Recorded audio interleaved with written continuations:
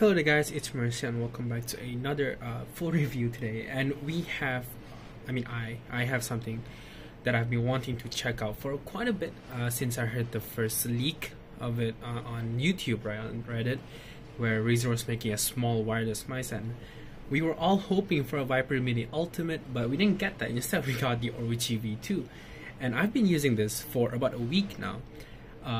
Well, it's actually just less than a week, but the reason why I didn't do a first impression video or like a unboxing is because I've been having Wi-Fi issue in my computer lately. I have to get the Wi-Fi card changed, and I just got it changed today. So a lot of the things that I will talk about the Orochi today has been a pretty not smooth experience for me, because I couldn't enjoy the mouse properly with my Wi-Fi and all, but I do still have solid things to talk about, especially from my previous daily driver, the Viper Ultimate and the Fantech XT3. These are both very good performing gaming mouse, but the Orochi V2 kind of just take the cake here. So let's start with the with the spec, and also the Orochi V2 from the design. I was gonna say spec. Why we say spec? I start with the design first. It's a small gaming mouse.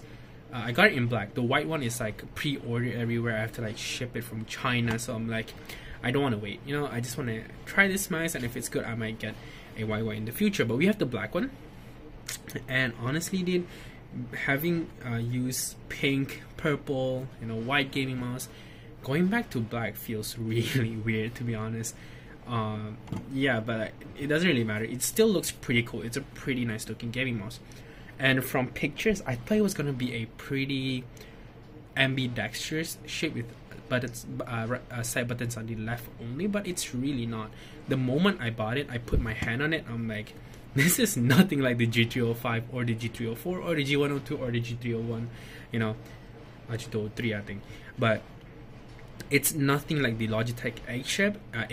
And if you guys are like, oh, Razer is just copying Logitech, it's not even close. Like this shape, being someone who've used a G102 and a G305 before, this is a much more better shape in my opinion. I don't have the Logitech eggshell anymore. I might get one soon just for comparison, because I'm really interested to see which one I perform better with.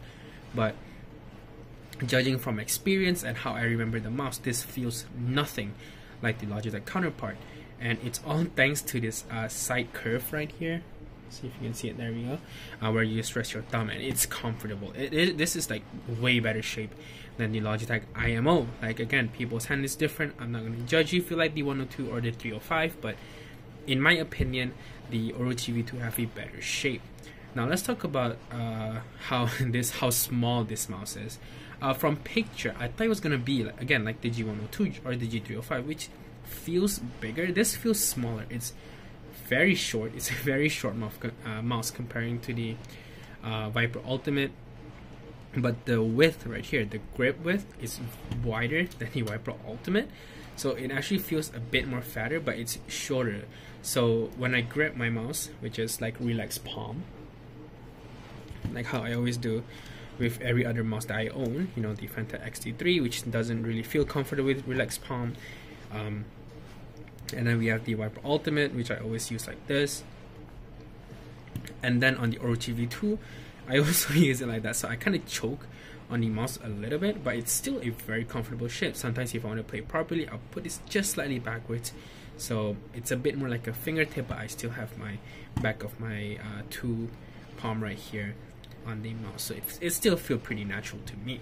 And it was like pretty surprising, because I'm like, oh, the mouse is too short, I might have to fingertip, but I cannot play fingertip properly, not with any mouse. I don't know, maybe I'm just not used to gripping my mouse with my finger. I just don't know how to use it, but I never can do it. I just don't find it kind of nice. So there's that. But the texture of this mouse is actually pretty good. It's like textured. It's nice. It's not too slippery, but it's not really that grippy either, which I like. But I think if you want something that helps you grip, you might get the universal grip tape that Razer sell. That might help a lot, but I personally find this pretty nice. I might get it just to put it on this side, because I find myself kind of slipping away sometimes while playing. Not too often though. So there's that. Oops, shouldn't have kicked that. Next is the overall weight of this mouse. I weighed them. I don't have my weights anymore. It's downstairs at the moment. But the last time I weighed them, I was getting 73 grams with the AA battery that is included. So I got roughly about 73 grams, and then this was 75, and this was 82. So this is the lightest out of this 3 gaming mouse. Okay, but the Orochi feels like, I don't know, like whenever I use this, maybe it's just so weird for me, but the Viper Ultimate feels a little bit lighter. Maybe it's the bigger size and the volume of the mouse and all, but the Orochi at times do feel very light, and it's a very good weight balance as well. Like 70 grams, like it's not back heavy, it's not front heavy, it's pretty balanced. I'm gonna try it with the AAA soon. I didn't buy it, I just ordered it. It haven't arrived yet, but I'm gonna get the AAA, see how that works, and if I like it, I'm gonna pin down in the comment below. But if I don't, then you won't probably see anything regarding the AAA, or I might still share my experience.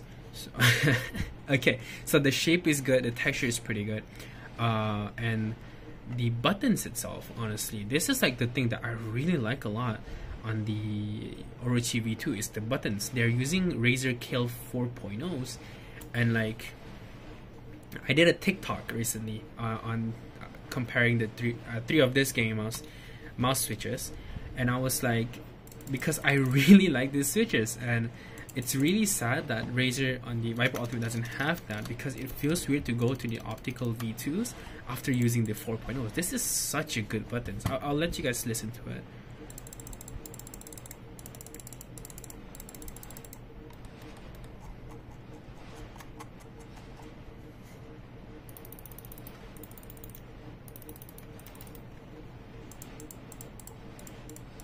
So yeah, like the buttons is very good, and I'm just gonna do it right here since I'm remembering it.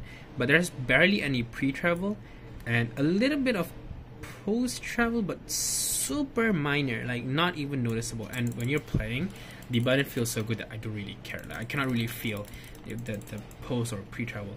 Button play is really minimal, and at first the Viper Ultimate I said has pretty minimal too, but over time they kind of flex a little bit. But yeah, the buttons here feel so much more better than the buttons on the Viper Ultimate, especially the side buttons, the front triggers. Like, this is just a much more better experience, and even the side buttons is a little bit more protruding out of the body, unlike the Viper Ultimate kind of just flat to the body. Like, I didn't find this like a problem, but after going back to like things that it's easy to press, it's like, damn, now I know what people is complaining about. I never really have issue with the Viper Ultimate's button at all. So buttons good, shape is good, shell is good. Let's talk about the sensor placement. I've seen a lot of people talk about the sensor placement. It bring a bit too front or something, and I get where they're coming from, but I couldn't seem to find or feel any differences between having it this far forward or back. Maybe it's because the way I play. When I use the Orochi Viper, the Orochi Viper, guys, the Orochi V2, I kind of choke on the mouse a little bit. So my thumb and my pinky is like aligned with the sensor, so this feels natural to me. But maybe some people who like to fingertip it find it a little bit too forward, but I really don't find any issue with the sensor placement. If you guys do find an issue with the sensor placement, please let me know down in the description below. But again, I could not like find any differences between using this and the Viper Ultimate. And while we're at the sensor placement, the sensor is the 18K optical Razer sensor. I don't think it's the Focus Plus 20K, so I'm not too sure about that. But for in-game, it feels really good. It tracks very well. I have no latency issues, and I didn't have any skipping. My flick is good, my tracking is good, and I set it to the default 2mm lift-off distance. I tried 1, doesn't feel that good. I put 2, so that's preference as well, I guess. But the sensor have been pretty good. Next is the feet, because I'm just gonna go through things I'm remembering here. I don't know if they are like the same feet as the one found on the Viper Ultimate or what, but the Orochi V2 just feels better. These feet feel nicer than the Orochi than the Viper Ultimate feet. Maybe it's placebo, maybe it's weight, but I just keep finding myself liking the feet on the Orochi V2 a lot more smooth. They're much more nicer to glide around my mousepad here. It's not like a good, I don't know if it's like a good tracking mousepad or anything, but playing on the Viper and Orochi, it feels really good. I have the Fury S HyperX mouse pad down here, and even then it feels a lot more better than the Viper Ultimate. Let's talk about battery life. So I have been using the original Energizer battery that Razer included, and I've been playing for like 6 hours a day, and sometimes I don't even turn off the power on the mouse. And on Razer's Synapse, it's only showing me, because there's no percentage, which kind of sucks, right? Razer always do this, and that's like the only way I can see the battery. But on Razer's let me do this. But on Razer's Synapse, it still showing me that I have full bar, so which is pretty good. I've been using this for 4 or 5 days now, like non-stop, use gaming and like scrolling and all. So yeah, pretty interesting. I have it on 1000 Hz, 1800 DPI for web browsing, 800 DPI for Valorant. So my performance have been pretty good. So let's talk about price then. Okay, the price is interesting because in US right now, a lot of people are comparing the Orochi V2 value-wise to the G305, which is like $70 to $40. In Malaysia though, we are comparing a mouse that costs 280 ringgit to a, let me just double check the price here for us.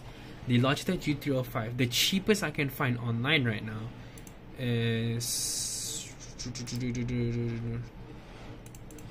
140. That's like 130 ringgit extra. And the question that I ask myself a lot too, is it really worth that extra money for you to go from the Logitech to the Razer? Because yes, this is a better gaming mouse, but the Logitech has been such a good budget oriented mouse that it's kind of hard to beat that value wise. But again, for you to get the G304 or G305 to the performance of the Razer Orochi V2, you need a modded shell so that it's a lighter weight body.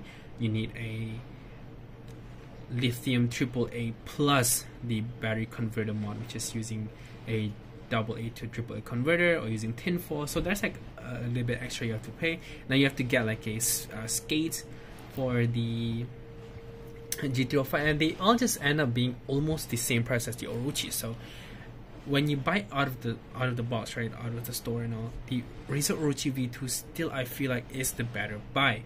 But if you're the person who doesn't care about better skates, or like you don't care about the the better buttons, or you don't care about the lighter weight, then sure, maybe you can go with the G102 and you can be happy. But if you're the person who wants top performance, then the Orochi V2 is, I think, is the better buy. Oh yeah, I need to talk about the dongle. So I plugged the dongle in directly to the Viper Ultimate dock, because the Viper Ultimate dongle is back in its mouse. So I never really have any connectivity issues. And with Bluetooth, I tried Bluetooth like twice, guys, because I don't really use it. But with Bluetooth, I didn't get any connectivity issues as well. They connect to my tablet very easily. So if you only want a Bluetooth mouse, this is a bit expensive for that. But yeah, Bluetooth works pretty good. The click that doesn't really have that much delay on it. So yeah, well, there's, for now, like, I won't probably call it full review, because I still need a little bit more time comparing these three mice, especially against the Fantech XT3, which still brings the best value out of the three here. But at 279 ringgit, 280, 270, will I recommend you guys to pick up a Razer Orochi V2 yourself? And probably and most definitely yes, if the shape you think, like, because there's if you go on Gamer Hideout right now, if you have like close Gamers Hideout, they have this on shelf, so you can probably test the shape if it fits you or not. And if it does, there's really nothing wrong with it. It has one of the best buttons that I've ever used. I never used GM 8.0 or anything, so don't quote me on that, but the 4.0 here feels so much better than the Huano 50Ms and then the Razer Razer Viper Ultimate. So the button is good. The sensor honestly has nothing to complain about. It's not Focus Plus or anything, but it's a very good sensor. The battery performance is still great. The texture is great. But here's a flaw. I forgot to mention this. I don't know if you guys can hear.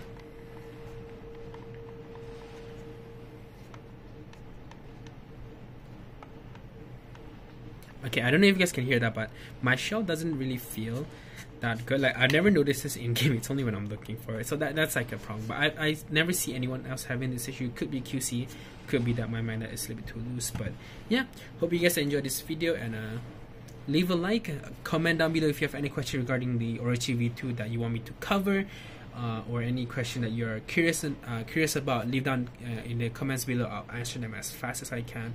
And if you haven't subscribed already, why not? It's free. If you guys don't like what I do, you guys are feel free to unsubscribe, of course, but subscribing would be nice to this channel. So I hope you guys enjoyed this video, and I'll see you guys in the next one. Peace.